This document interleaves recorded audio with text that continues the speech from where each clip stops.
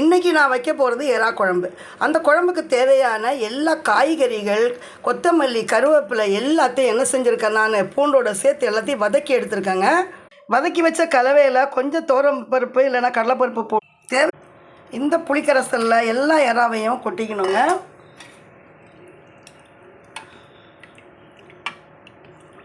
நம்ம மசாலாவெல்லாம் வதக்கின சட்டி தான் இது பாருங்கள். இப்போது நாம் என்ன செய்ய போகிறோன்னா, புளி கரைச்சி ஊற்றிருக்கோம், அதில் எறாவை போட்டாச்சு. குழம்புக்கு தேவையான உப்பை நாம் இதில் சேர்த்துக்கலாம்.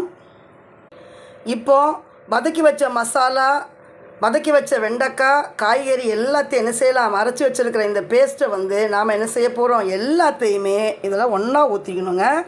இந்த மாதிரி குழம்பு வச்சுட்டா காய்கறிகள் சாப்பிடாத குழந்தைகள் கூட காய்கறிகள் சாப்பிடும். காய்கறியிலேருந்து கிடைக்கக்கூடிய எல்லா விதமான சத்துக்களும் நம்மளுடைய குழந்தையோட உடம்புக்கு போய் சேரும்.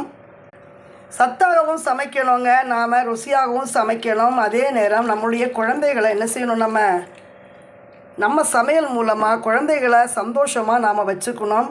நல்ல சத்தான குழந்தைகளாக நாம் என்ன செய்யணும், பார்க்குற எல்லா விதமான பொறுப்பும் பேரண்ட்ஸ் ஆன நம்மக்கிட்ட தான் இருக்குது.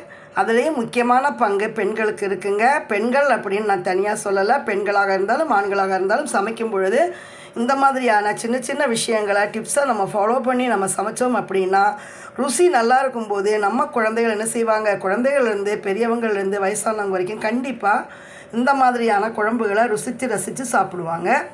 வாங்க இப்போ இதை அடுத்தது என்ன செய்யறதுன்னு பார்த்துடலாமா. எவ்வளவு கலர்ஃபுல்லாக இருக்குது பாருங்கள். நாம் இதை வதக்கவோ இதுக்கு தாளிப்பு போடவோ தேவையில்லைங்க. காய்கறிகள், வெங்காயம், தக்காளி, பச்சை மிளகாய், பூண்டு, கொத்தமல்லி, கருவேப்பிலை இதோடு சேர்த்து நம்ம தனியாத்தூள் 2 ஸ்பூன்னா மிளகாத்தூள் 1 ஸ்பூன், தனியாத்தூள் 3 ஸ்பூன் கூட நம்ம சேர்த்துக்கலாம். மிளகாத்தூள் காரமாக இருக்கிறதுனால 1க்கு 3 அப்படின்ற அளவில் நீங்கள் எடுத்துக்கோங்க. நான் மிளகுத்தூள் நிறைய போட்டிருக்கேங்க. குழந்தைகள் சாப்பிட்றதுனால என்ன செய்யலை, காரம் ரொம்ப சேர்க்கக்கூடாது. எறாவுக்கு காரம் சுத்தமாக எடுக்கவே எடுக்காதுங்க. பாருங்கள், எங்கள் வீட்டு சின்ன பேரன் பார்த்திங்கன்னா காய்கறிகள் சாப்பிட ரொம்ப கஷ்டப்படுவாங்க. அவனுக்கு சூப்பு மூலமாகவும் இந்த மாதிரியாக வதக்கி என்ன செய்வேன், நான் அரைச்சி வச்ச குழம்பு அப்படின்ற மாதிரி என்ன செய்வேன், எல்லா மசாலாவோட சேர்த்து காய்கறிகளையும் வதக்கி அரைச்சி இந்த மாதிரி செஞ்சு கொடுக்கும்போது குழந்தைகளுக்கு ஈஸியாக சாப்பிட்ருவாங்க. பாருங்கள், கருவேப்பிலை, வெங்காயம் எதுவுமே இல்லை பாருங்கள், எவ்வளோ சூப்பராக இருக்குது.